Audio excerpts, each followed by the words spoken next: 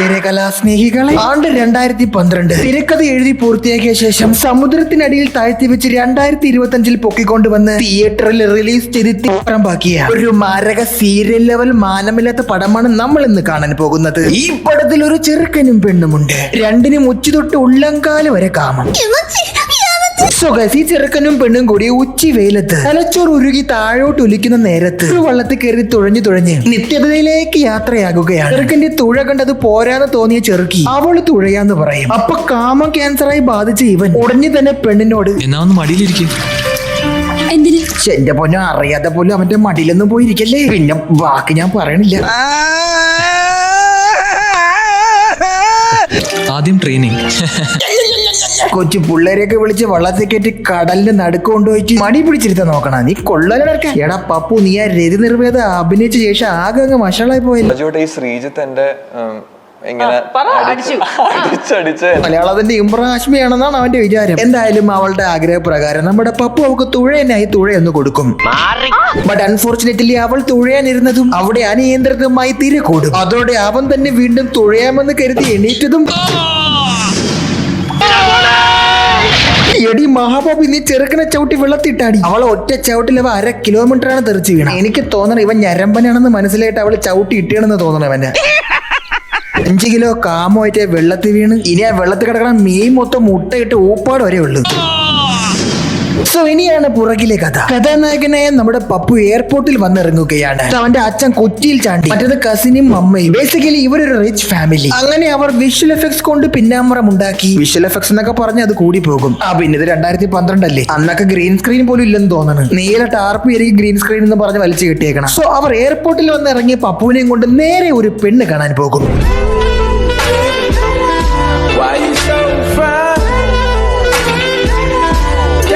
പെണ്ണ് കാണാൻ ചെന്നതേ ഉള്ളേ. വീട്ടുകാരെല്ലാം കൂടി സംസാരിച്ചുകൊണ്ടിരിക്കുന്നതിനിടയിൽ ഈ കാമത്തവള അവളെ കയറി പിടിക്കുമെന്ന്.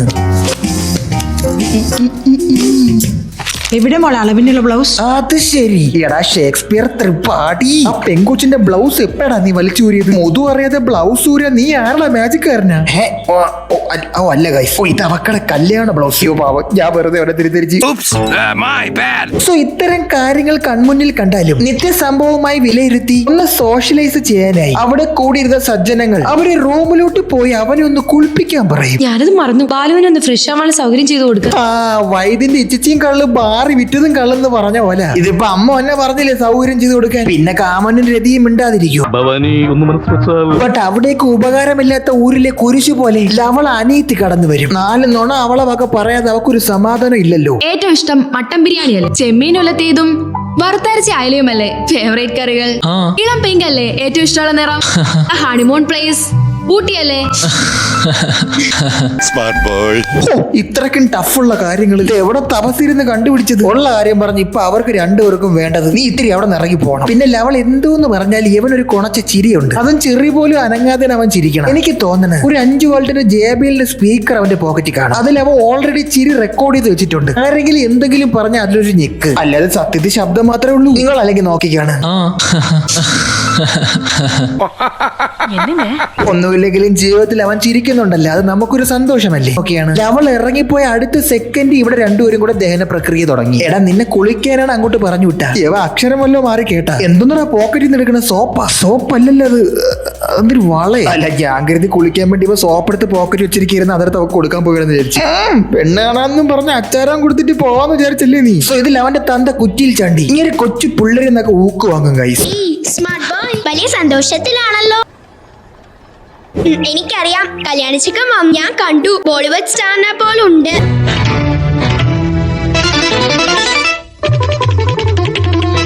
ഉണ്ടല്ലടി, ഉണ്ട. അതിന് ഇത്തിരി പുളിക്കും. ഞാനങ്ങ് ചുമ്മാതെ പറഞ്ഞപ്പോൾ ആളുടെ മോൻ വലിയ സൂപ്പർ സ്റ്റാർ ആയി. ഒന്ന് പോ ഓൾഡ് മാനെ. അല്ല, ആ പെണ്ണ് ഡയലോഗ് പറയണ അതാ പരീക്ഷയ്ക്ക് മനപ്പാടം പഠിക്കണ. കൊച്ചിലൊരു 14 വയസ്സ് അന്നുണ്ടെങ്കിൽ ഇപ്പൊ എവിടെയെങ്കിലും ഇരുന്നത് കാണണമെങ്കിൽ സമനില തെറ്റിപ്പോകും. സോ ഗൈസ്, ബേസിക്കലി നമ്മുടെ പപ്പു ഒരു റിച്ച് പയ്യനാണ്. കണ്ടില്ലേ, ആപ്പിളിന്റെ ടാബൊക്കെയാണ് കയ്യിൽ. സ്റ്റീവ് ജോബ്സ് ഇവന്റെ മുഖത്ത് നേരിട്ടെടുത്ത് എറിഞ്ഞു കൊടുത്താണ് കൊണ്ടുപോകുന്നു പറഞ്ഞു. ഇനി അതിനകത്താണെങ്കിൽ അവള് വീഡിയോ കോൾ വിളിച്ച മൊത്തം ഇവ റെക്കോർഡ് ചെയ്ത് വെച്ചേക്കണ്.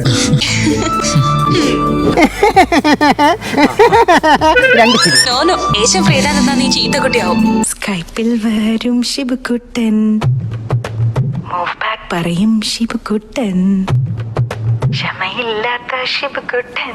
രണ്ടും കൂടെ രാപകലില്ലാതെ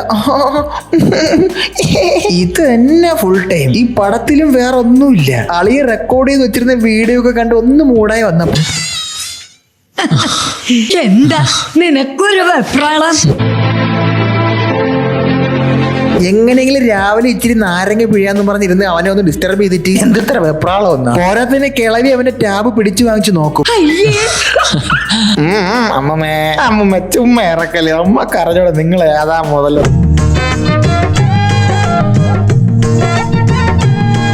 സോ എന്തായാലും കല്യാണമൊക്കെ ഉറപ്പിച്ചില്ലേ. അങ്ങനെ നമ്മുടെ പപ്പുവും കസിനും കൂടി അവരുടെ കുറച്ച് ഫ്രണ്ട്സിനെ കാണാൻ ഗ്രീൻ സ്ക്രീനിൽ സഞ്ചരിക്കുകയാണ്. അമ്പട കേമാ, എന്താ കഥ? ഇവിടെ വെച്ച് കാണുന്ന സ്വപ്നേവി നിരീക്ഷില്ല. ആശ്ചര്യം എന്ന് പറഞ്ഞാ മതി. കടിച്ചുട്ടോ. My goodness, prime Dileesh Pothan was terrific. ഇങ്ങനെ ഒരു കഴിഞ്ഞ കാലം നമ്മളോടാരും പറഞ്ഞില്ല. അന്നേ ദിവസം പതിവ് പോലെ സൂര്യൻ അവന്റെ പണി കഴിഞ്ഞ് മടങ്ങുമ്പോൾ രാത്രിയാകും. രാത്രി ആയത് ഇവിടെ രണ്ടെണ്ണം ഉടലും കൊണ്ട് പൊങ്ങി വരും. എന്നിട്ട് ഫോണിലേക്ക് വളഞ്ഞും പൊളഞ്ഞും വന്ന സിഗ്നലിനെ വരെ അവർ രണ്ടുപേരും കൂടെ കമ്പി ഉറഞ്ഞു നോക്കും. കിട്ടി. എന്ത് താഴെയോ? അല്ല ഞാൻ പറയണ രണ്ടും കൂടെ വല്ല കൺസ്ട്രക്ഷൻ സൈറ്റിലാ പോയിരി. വൈകുന്നേരം ആകുമ്പോൾ ഒരു 2 ലോഡ് കമ്പിയെങ്കിലും നൂത്ത് കിട്ടും. മുത്തച്ചിപ്പിയുടെ റൈറ്റർ ആണെന്ന് തോന്നുന്നു ഇതിനും കഥ എഴുതിയത്. നീളാൻ നമ്പിയാരാ സംവിധായകൻ. ഇത് തീർന്നെന്നാണ് നിങ്ങൾ വിചാരിക്കണം. പടത്തിന്റെ 69ാമത്തെ മിനിറ്റ് വരെ ഇത് തന്നെ പരിപാടി. ആഞ്ജനേയ സ്വാമി. എന്തായാലും ഒന്നുറപ്പ്, നല്ല എക്സ്പീരിയൻസ് ഉള്ള ആരുമാണ് പടം എടുത്തേക്കണത്. എന്നിട്ട് ആ രാത്രി കഴിയുമേ പിറ്റേന്ന് രാവിലെ ഒരു ഗുഡ് മോർണിംഗോട് കൂടി ഇവര് തുടങ്ങും. പുതപ്പിനകത്ത് തന്നെയാണോ തുടങ്ങി അവന്? ആവലെ തന്നെ ചീത്തക്കുട്ടി ആവല്ലേ? എനിക്ക് ഇപ്പൊ ചീത്തക്കുട്ടിയാണോ?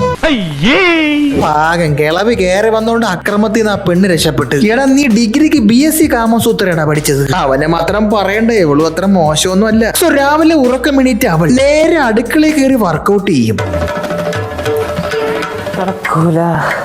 ഇത് കണ്ടോണ്ട് വന്ന അവളെ പെറ്റ തന്ത താൻ ചെയ്ത കർമ്മത്തിന് ഫലം താൻ തന്നെ അനുഭവിക്കണമെന്ന് പറഞ്ഞ് കണ്ണാടി വെച്ച സാമ്രാട്ട. എന്തായാലും അവൾ അടുക്കളയെന്ന് പറഞ്ഞു വിട്ട് നേരെ ഇടിയപ്പത്തിന്റെ മാവ് വെച്ച് ഇഡ്ഡലി ഉണ്ടാക്കും. സോ ഇനി ഈ പടത്തിൽ പൊന്നമ്മ ബാബു ഉണ്ട്. 2012 എത്ര വർഷം മുന്നേ ആയിരുന്നെന്ന് ശരിക്കും ഈ കുക്കറി ഷോ കണ്ടാൽ നമുക്ക് മനസ്സിലാകും. ടിവിയിൽ കുക്കറി ഷോ കണ്ട് പാചകം നോക്കി പിടിച്ച് സ്വന്തമായി ഉണ്ടാക്കി കേറ്റുന്ന ഒരു അമ്മച്ചിയാണ് പൊന്നമ്മ ബാബു ഇതിൽ. ഇന്നാണെങ്കിൽ ഒരു ബോണ്ട മുതൽ ബേബീജിന്റെ റാപ്പ് വരെ നമുക്ക് യൂട്യൂബ് നോക്കി കുക്ക് ചെയ്തെടുക്കാം. ഇനി ആ നെറ്റിയുടെ നടുക്ക് അപ്പം ചുട്ടു വെച്ചേക്കണ പെണ്ണിനെ കണ്ട കല്യാണം വിളിക്കാൻ വന്നതാണ് ഇവള്. കൂട്ടുകാരിയാണ്. പൊന്നമ്മ ബാബുവിന്റെ മോൾ. നെറ്റിയിൽ FIR-ന് വെച്ച സീല് പോലുണ്ട് ആ പൊട്ട്. പുതുതായിട്ട് കല്യാണം കഴിക്കാൻ പോണ പെണ്ണിനൊരു ഉപദേശം അവളങ്ങ് കൊടുക്കും. യോജിച്ചു പോകാൻ പറ്റില്ലെങ്കിൽ പിരിഞ്ഞു പോകുന്നതാ എന്നെ സംബന്ധിച്ച് ഏറ്റവും നല്ല സൊല്യൂഷൻ.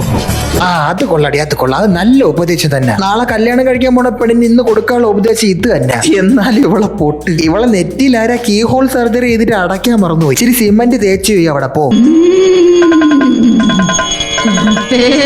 ഇനി ആ പച്ച ഷർട്ടവൻ ആരാണെന്ന് അറിയാമോ? അവനൊരു കൂട്ടുകാരനാണ് ഇവന്റെ. വലിയ സൈക്കാട്രിസ്റ്റ്. അതിൽ പ്രത്യേകിച്ച് യാതൊരു കാര്യമില്ല. അതുകൊണ്ട് ഞാൻ അവനെ ടോട്ടലി ഇഗ്നോർ ചെയ്യുന്നു. ഓഹോ, നീ സെർച്ചല്ലേ പെമ്പിള്ളാരെ? എനിക്കിതൊന്നും മനസ്സിലാവില്ല എന്ന് കരുതി. ഇനി ഒരു കല്യാണ പർച്ചേസ് ആകാം.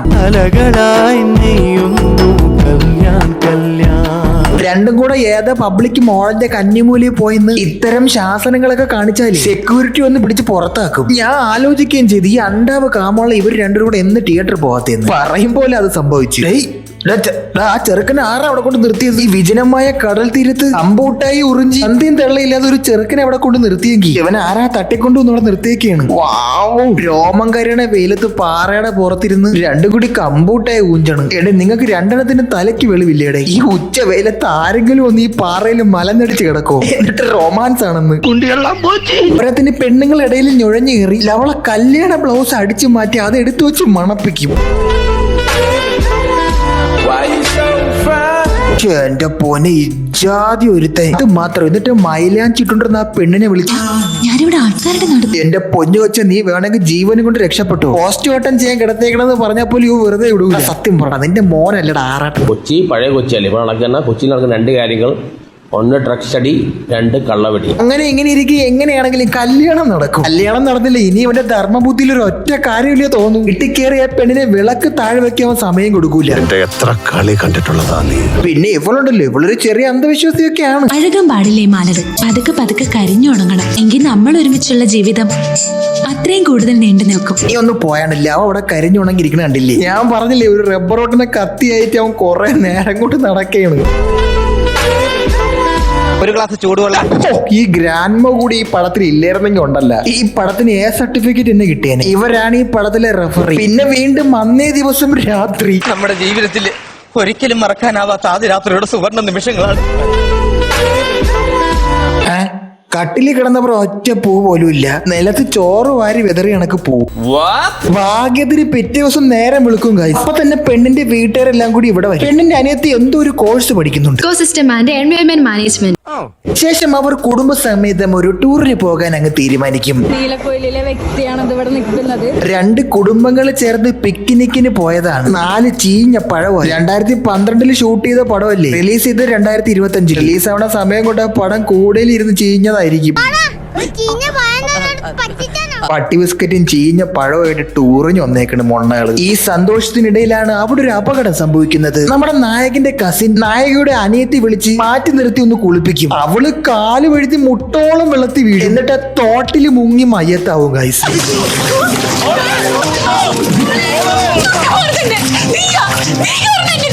ോളം വെള്ളത്തിൽ മുങ്ങിച്ചെത്ത ഇവൾ എന്തിനു പിന്നെ ജീവിച്ചിരിക്കണം? ചാവട്ടവള്, ചാവട്ട്. ബട്ട് അതല്ല ഇവിടെ പ്രശ്നം. അനിയത്തി ചത്തതും ഇവക്ക് വട്ടാകും. മോർ ഓവർ ഇവനെ വേണ്ടാന്ന് പറയും. ഇവനും ഇവന്റെ കസിനുമാണ് കാരണമെന്ന്. എടി, പെരുമ്പാവൂരിൽ ലഹരി കച്ചവടം നടക്കണേന്ന് പെരുവന്താരം എന്ത് വഴിച്ചടി? നീ ഇതൊരു ബന്ധമില്ലാതെ അവന്റെ അടുത്ത് കയറി പണങ്ങി കണ്ടോണ്ടിരിക്കണം. നമ്മള് പ്രേക്ഷകരങ്ങ് അങ്കൂശായി പോവില്ലേ? എനിക്കൊന്നും കേൾക്കണ്ട. I don't like your presence. ശരി, നീ കേക്കുണ്ടാക്കണ്ട. ആ ചൂണ്ടിയ വിരളെങ്കിലും ഒന്ന് താത്ത്. സോ ഇതിനെല്ലാം കാരണം നമ്മുടെ കസിനാണെന്നും പറഞ്ഞു അപ്പൊ അവന്റെ തന്തയ്ക്ക് വിളിക്കും. അങ്ങനെ നാട്ടിൽ പെണ്ണ് കെട്ടാൻ വന്ന അവൻ പെണ്ണും കെട്ടി പെണ്ണ് തിരിച്ച് വീട്ടിലും പോയി, അവൻ തിരിച്ച് ഡ്യൂട്ടിക്കും പോയി. ഇനിയിപ്പോ ഇത് എങ്ങനെയെങ്കിലും തീർക്കണ്ടേ? അങ്ങനെ നമ്മുടെ പൊന്നമ്മ ബാബു സുന്ദരിക്ക് പൊട്ടിത്തൊടൽ മത്സരത്തിലെ സുന്ദരിയും കൂടെ നമ്മുടെ പെങ്ങള് മരിക്കുന്നതിന് മുന്നേ കസിൻ എടുത്തു വെച്ച് വീഡിയോ ആരോപിതനായ കസിൻ തന്നെ അവരെ കാണിപ്പിച്ച് അത് കൊണ്ടുപോയി നമ്മുടെ നായികയെ കാണിക്കാൻ പറയും. അത് കണ്ട നായികയ്ക്ക് മനസ്സിലാവും സഹോദരിയെ കണക്കാണ് അവൻ അവളെ കണ്ടതെന്ന്, അല്ലാതെ അവന് പ്രേമമൊന്നുമല്ല. നിനക്കിനെ അത്രയ്ക്ക് കാര്യ. പാവം, നിങ്ങളെ അപ്പിച്ചേർക്കണ വെറുതെ തിരിച്ചല്ലോടി. അവൻ അവളോടൊരു സിസ്റ്ററിൽ സ്നേഹമായിരുന്നു ഉണ്ടായിരുന്ന. അല്ലേ തന്നെ എനിക്ക് എന്റെ ലോജിക്ക് മനസ്സിലാവണില്ല. അവള് ചത്തേന് എന്തിന് ഇവനെ കുറ്റക്കാരനാക്കണ? അതുമല്ല ആ പാവം കാമപ്രാന്ത് എന്തോന്ന് ഇത് അവൻ എന്തിനു വേണ്ടെന്ന് പറഞ്ഞത്? I have no idea. പ്രേക്ഷകരെ, നിങ്ങൾക്ക് എന്തെങ്കിലും ഐഡിയ ഉണ്ടെങ്കിൽ ഡു കമന്റ് ഡൗൺ. ഇത് നോക്കിയാണ് ഒരു റാൻഡം സീൻ. അല്ല വിമലെ, മോന്റെ ഭാര്യയ്ക്ക് ഇത് പൂത്തിരുവാതിരയല്ലേ? പോകണം, ഒന്നും പറയണില്ല. സത്യങ്ങളൊക്കെ മനസ്സിലാക്കിയ അവന് വിദേശത്തേക്ക് വിളിക്കുമെങ്കിലും ഫോൺ തറയിൽ വീണ് അവളുടെ കോൾ എടുക്കാൻ സാധിക്കുന്നില്ല. അതിനുശേഷം അവന്റെ ഫോൺ സ്വിച്ച് ഓഫ് ആണ്. നാട്ടിന് തന്തയും തള്ളയും കസിനും അവളും എന്തിന് അവിടുത്തെ ആശാ വർക്കറെ കൊണ്ടുവരെ അവനെ വിളിപ്പിക്കും. ഒടുവിൽ ക്യാമയോക്ക് ഇറങ്ങിയ ദിലീഷ് പോത്തമാര് വിളിക്കും, നോ രക്ഷ. പക്ഷെ 3ന്റെ അടുത്ത് അവൻ നാട്ടിൽ പോകും. സംഭവമേ അവന്റെ ജോലി പോയെന്ന്. ഈ എറണം കെട്ടവളെ കെട്ടിയതോടുകൂടി ആ പെണ്ണും മരിച്ചവന്റെ ജോലിയും പോയി. നല്ലൊരു ഷെയ്ക്കിന്റെ അണ്ടറിൽ ജോലി ചെയ്യേണ്ട ഞാനാണ്. എന്തായാലും നാട്ടിൽ വന്ന് അവൻ അവളെ ഒന്ന് വിളിക്കും. ഇവക്ക് ഇവനോട് പിണക്കമാണ്, അതറിയാലോ നിങ്ങൾക്ക്. ഫോൺ വിളിച്ച് അവർ രണ്ടുപേരും എന്തായിരിക്കും സംസാരിക്കാൻ ഉണ്ടാവുക? ഒന്ന് ഊഹിച്ചു നോക്കൂ നിങ്ങൾ. ഒരു 2 സെക്കൻഡ് സമയം. ഇനി കേട്ടോ എന്താ സംസാരിക്കണേന്ന്. നമ്മുടെ ഫസ്റ്റ് നൈറ്റ്. ഞാനിപ്പോഴും അതിന്റെ ഹാങ് ഓവറില്ല. നിന്നെ ആദ്യം കണ്ടപ്പോ തന്നെ എനിക്ക് മനസ്സിലായതാ, നീ വെറും കൂതറയല്ല, ലോക കൂതറയാണ്. ഒരു അരമുറി വാടകയ്ക്കെടുത്ത് അതിനകത്ത് മൊത്തം കഴപ്പ് കറിച്ച് 2 കൂടി അതിനകത്ത് കയറി ഇരുന്നാലും ഇവക്ക് ഇടയ്ക്കിടയ്ക്ക് ട്രോമ അടിക്കും ഗൈസ്. അതുകൊണ്ട് ഇവക്ക് വേണേം താനും എന്നാ വേണ്ടേം താനും. അങ്ങനെ ഇവർ രണ്ടുപേരെ ഒരുമിപ്പിക്കാൻ പൊട്ടുകുത്തികളും കൂട്ടുകാരും കൂടി ഒരു ഐഡിയ കണ്ടുപിടിക്കും. ഒരു നിഗൂഢ കള്ളം പറഞ്ഞ് 2 പേരെ ഒരു റിസോർട്ടിലാക്കി അവരങ്ങ് കടന്നു കളയും. ഇത് ഞങ്ങൾ ഒപ്പിച്ചൊരു കളിയല്ല, ഒരു തീരുമാനമാണ്. അത് നീ പറഞ്ഞിട്ട് വേണം. 2 കൂടി ഒരുമിച്ചുണ്ട പിന്നെ എന്തിനാണ് അവിടെ നടക്കണം? സംഭവം അങ്ങോട്ടൊന്നും സെറ്റ് ആവത്തോണ്ട് അവർ 2 കൂടെ നമ്മൾ ആദ്യം കണ്ടില്ലേ, ആ മൊട്ട കായലിന്റെ ഉച്ചി വെയിലത്ത് വള്ളം തുഴഞ്ഞ് മധ്യത്ത് പോയി നിൽക്കും. എന്നിട്ട് ഭ്രാന്ത് പിടിച്ച് ഇവള് അവനെ ചവിട്ടി തെറിപ്പിച്ച് വെള്ളത്തിലിടുന്ന കാഴ്ചയാണ് നമ്മൾ ആദ്യം കണ്ടത്. വെള്ളത്തിൽ വീഴുമ്പോഴും നീന്താ അറിയാന്നുള്ള അവൻ 2 മിനിറ്റ് നീന്താ അറിഞ്ഞുകൊടുത്തവനെ പോലെ അവിടെ കിടന്ന് അഭിനയിക്കും.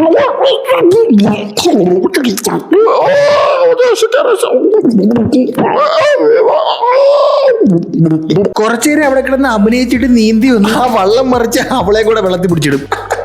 എന്നിട്ട് നീന്ത അറിഞ്ഞോടത്ത അവളെ ഇവൻ തന്നെ രക്ഷിച്ച് വള്ളത്തിൽ പിടിച്ച് കയറ്റി ആശ്വസിപ്പിച്ചിട്ട് റൂമിൽ കൊണ്ടുപോയി.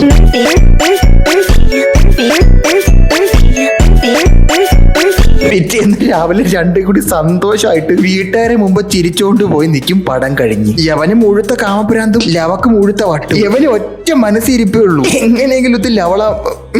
അതിനുവേണ്ടി അവ എന്ത് സാക്രിഫൈസും ചെയ്യടാ. അവക്ക് പ്രാന്താണ്ടാ. അവന്മാരൊരു സിനിമ ഉണ്ടാക്കി വെച്ചേക്കണ്. പിന്നെ മാർക്കറ്റ് വുൾഫിന്റെ കാര്യം മറക്കണ്ട കേട്ടോ. ഡൗൺലോഡ് ചെയ്യാനുള്ള ലിങ്ക് ഞാൻ ഡിസ്ക്രിപ്ഷനിലും പിൻ കമന്റിലും കൊടുത്തിട്ടുണ്ട്. എന്തായാലും ഒന്ന് ചെക്ക് ചെയ്ത് നോക്കുക. അപ്പൊ ശരി ഗൈസ്, എല്ലാം പറഞ്ഞ പോലെ നമ്മൾ ഇനിയും കാണും. Love you.